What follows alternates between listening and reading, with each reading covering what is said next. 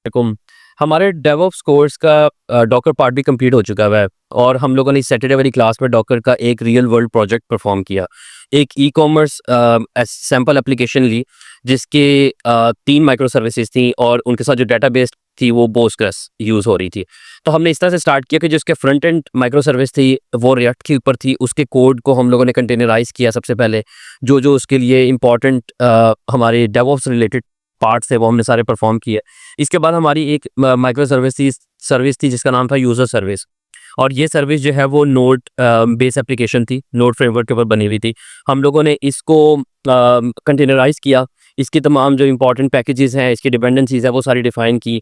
और उसके बाद फिर हम लोगों ने अगली सर्विस जो माइक्रो सर्विस थी वो थी हमारी ऑर्डर सर्विस, जो कि पाइथन फास्ट एपीआई की माइक्रो सर्विस थी। अब ये तीनों जो माइक्रो सर्विसेज थी इनके हम लोग कंटेनराइज़ इनको किया। हमारी फ्रंट एंड जो है वो बैक एंड सर्विसेज यानी यूज़र और ऑर्डर सर्विस से कम्युनिकेट कर रही थी, और यूज़र और ऑर्डर सर्विसेज हमारी पोस्टग्रेस डेटाबेस के साथ कनेक्टेड थी। तो इनकी कंप्लीट कंटेनराइज इनको डॉकर फाइल्स क्रिएट करने के बाद हम लोगों ने इसके मैनुअली इंडिविजुअली जो है वो कंटेनर्स क्रिएट करके एक दफ़ा इसको टेस्ट कर लिया, और उसके बाद फिर हम लोगों ने इसकी डॉकर कंपोज फाइल क्रिएट की।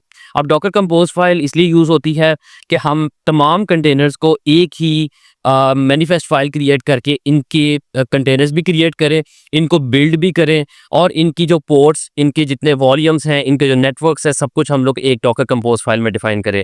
ये सारी चीज़ हमने डिफाइन करने के बाद अपनी एप्लीकेशन को क्रिएट किया। तीनों हमारी माइक्रो सर्विसेज के कंटेनर क्रिएट हुए। पोस्टग्रेस के डेटाबेस के अंदर हम लोगों ने एक सीड डेटा कहते हैं कि जब हमारा फर्स्ट टाइम कंटेनर चले या कभी हम उसके अंदर कोई अपडेट चलाएं, तो वो हमारे पास जो डेटाबेस है उसके अंदर टेबल्स भी क्रिएट करे, उसके अंदर डेटा भी स्पेसिफिक जो है वो इंपोर्ट कर दे।